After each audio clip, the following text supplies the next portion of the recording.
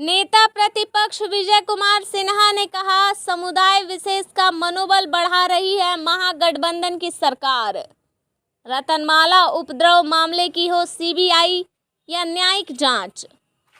बेकसूर और अनुपस्थित लोगों को फंसाकर एक पक्षीय कार्रवाई गलत। हाईकोर्ट की सिटिंग जस्टिस से कराई जाए घटना की जांच। दोषी पुलिस प्रशासन के अधिकारियों पर क्यों नहीं हुई कोई कार्रवाई। पीड़ितों से मुलाकात कर विजय सिन्हा ने प्रशासनिक कार्रवाई पर उठाए सवाल। वोट की राजनीति के लिए बिहार में महाभारत करा रही राज्य सरकार।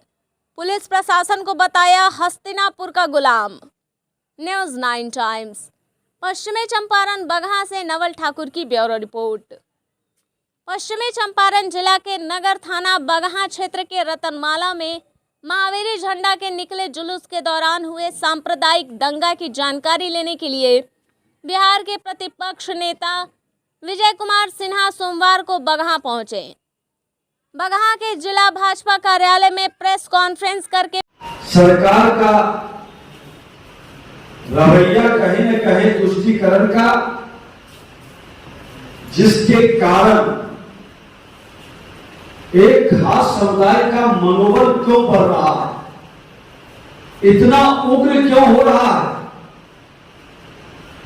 यह बगहा क्षेत्र का ही मामला नहीं है। आज बिहार शरीफ के अंदर जो मुख्यमंत्री का गृह जिला है, सासाराम के अंदर और उस कई जिले के अंदर जितना सीमावर्ती जिला है, बाहर से आए घुसपैठियों के द्वारा जो उसका हिडन मिशन और एजेंडा था,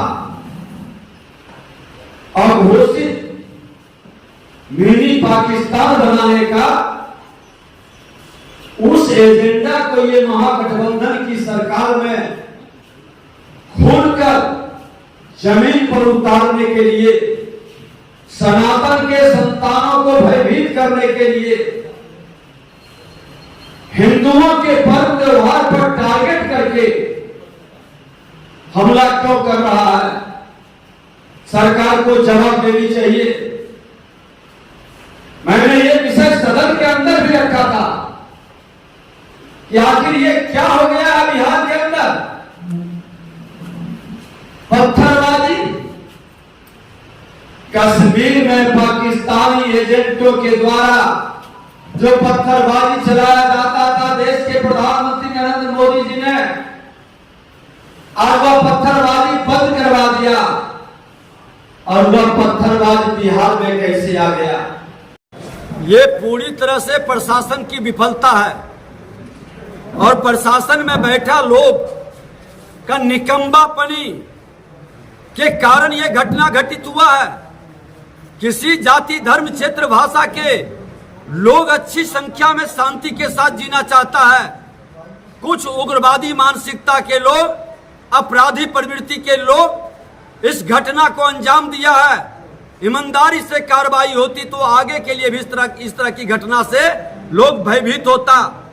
ये बताता है कि आज 2500 से ज्यादा लोगों को आप अभियुक्त बना रहे हैं।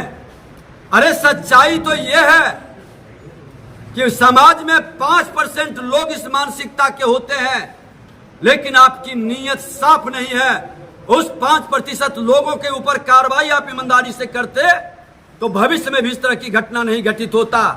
आपको तुष्टीकरण की राजनीति करनी है, एक खास वर्ग को डराना है, वोट की राजनीति के लिए बिहार के अंदर महाभारत कराना है। और इस मानसिकता से हस्तिनापुर के गुलामों ने न्याय करने की बजाय एक पक्षीय कार्रवाई कर रही है। यह दुखद और दुर्भाग्यपूर्ण है। इसका सीबीआई से जांच हो या हाईकोर्ट के सिटिंग जज से जांच करे और दोषी पदाधिकारी जो शांति समिति की बैठक में इस तरह के संवेदनशील स्थानों को चिन्हित करता है, जिनका ड्यूटी लगा था, उस पर अभी तक कार्रवाई क्यों नहीं हुई, क्यों नहीं उसे बर्खास्त किया गया। एक भी पदाधिकारी का नाम इस तरह के मामले में उसकी जिम्मेवारी क्यों नहीं तय हुई। प्रशासन के लोग जवाब दे। और डीएम एसपी अगर जो इस तरह के मानसिकता रखते हैं तो ये कैसे भूल गए कि सत्ता बदलते ही फिर आपका भी हिसाब किताब हो सकता है। ईमानदारी से काम करने वाले पदाधिकारी का कर रहे हैं। भारतीय जनता पार्टी और आरएसएस के लोगों को चिन्हित करके राजद और जदयू के लोग नाम थाने में लिखवा करके अभियुक्त बनवा रहे हैं। यह दुखद दुर्भाग्यपूर्ण है। इससे हम लोग डरने वाले नहीं हैं। सत्ता की विदाई आपकी तय है। आपका भय इससे साफ झलक रहा है। पर देख ले कि तुष्टीकरण की राजनीति नहीं हो रही है। वहां सामाजिक सद्भाव, जो इस मानसिकता के लोग चुनाव के पहले वातावरण दूषित करना चाह रहे हैं, वहां की सरकार ईमानदारी के साथ जो इस तरह के नकारात्मक सामाजिक समरसता को तोड़ने वाले लोग हैं उस पर एक्शन ले रही है और सामाजिक सद्भाव बढ़ा रही है। यहाँ के तरह ये क्या बताता है? क्या बताइए, 2500 लोग अभियुक्त बन रहे हैं।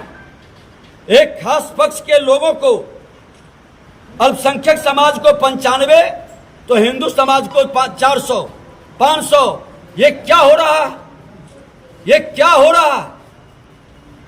इतने लोग क्या पत्थर बरसा रहे थे, दंगा कर रहे थे? पत्रकारों के पर कई लोगों ने हमको फोन किया कि हमें भी धमकी दी जा रही है कि अगर जो सच आप दिखाइएगा तो आपको भी नहीं बख्शेंगे। ये अघोषित आपातकाल बिहार के अंदर लगाना बंद कर दें। कांग्रेस के साथ और राजद के साथ गलबैया करने से मुख्यमंत्री नीतीश कुमार जी, आपकी मानसिकता बदल गई है। ये मानसिकता आपकी विदाई तय कर देगा। इसके द्वारा कहा जा रहा है कि नीतीश कुमार प्रधानमंत्री के दावेदारी कर रहे हैं और प्रधान व्यक्ति सिद्धांत विहीन राजनीति करते हो, जनादेश का अपमान करके पलटी मारते हो और इनके भतीजे उप मुख्यमंत्री तेजस्वी यादव ने इनका नाम पलटू राम रखा है। ये अपने वचन से कब पलटेंगे पूरे देश की जनता जानती है और बिहार की जनता का तो इन पर अब विश्वास ही नहीं रहा कि ये बिहार का विकास करेंगे और बिहार के अंदर कानून का राज स्थापित करेंगे, क्योंकि जो सुशासन लाने वाले लोग थे आज कुशासन और दुशासन से गलबहियां कर लिए हैं। बात प्रधानमंत्री की है। मैं बता रहा हूं, ये कितना भी कहें कि मैं नहीं बनना चाहता हूं, लेकिन इनका स्वार्थ और महत्वाकांक्षा ही बिहार की बर्बादी की कहानी लिख रही है। प्रधानमंत्री का सपना इनके मन के अंदर जगा दिया, वही सपना बिहार के अंदर आज कुशासन को स्थापित कर दिया। सर, मीडिया में बार बार ये बात सामने आ रही है कि हरिवंश जी के माध्यम से नीतीश जी को बीजेपी के खेमे में लाने की कवायद चल रही है। भारतीय जनता पार्टी इस तरह के पलटू राम और पलटी मारने वाले लोग को अब सुशासन स्थापित करने का कोई अधिकार नहीं देगा। सर, प्रेस कॉन्फ्रेंस के बाद बागहा में और कोई कार्यक्रम जस्ट आए वहां पर थे और ये घटना यहाँ के शांति प्रिय लोगों के लिए एक चुनौती है। सामाजिक सौहार्द बनाए और प्रशासन अपनी निकम्बापनी को छोड़ करके सामाजिक सद्भाव बढ़ाए। बगहा और मोतिहारी में जिस तरह से घटना हुई, सर किसको जिम्मेवार मानते हैं? बगहा और मोतिहारी में एक ही समय पूरी तरह से प्रशासन की लापरवाही है। जिनको जिम्मेवारी मिला था शांति व्यवस्था बनाए रखने का, शांति समिति की बैठक होती है जिस थाना के अंतर्गत हुआ है, वहां कार्रवाई अभी तक क्यों नहीं हुई? एक्शन क्यों नहीं हुआ? और जो सचमुच में दोषी है, किसी समुदाय का है, उस पर क्यों कार्रवाई ईमानदारी से नहीं कर रहे हैं? निर्दोष लोगों को फंसाकर मुख्य अभियुक्त को बचाने का खेल बंद करे प्रशासन। सर, एक और प्रश्न है। मुख्यमंत्री तेजस्वी यादव जी ने यहाँ के पूर्व सांसद यानी राज्यसभा में जो वर्तमान में सांसद, इन पर अप्रत्यक्ष रूप से आरोप लगाया था कि उन्हीं का एक कारनामा है बागहा में दंगा। उप मुख्यमंत्री सोने के चम्मच लेकर जन्म लिए हैं, जमीनी हकीकत से अवगत नहीं है।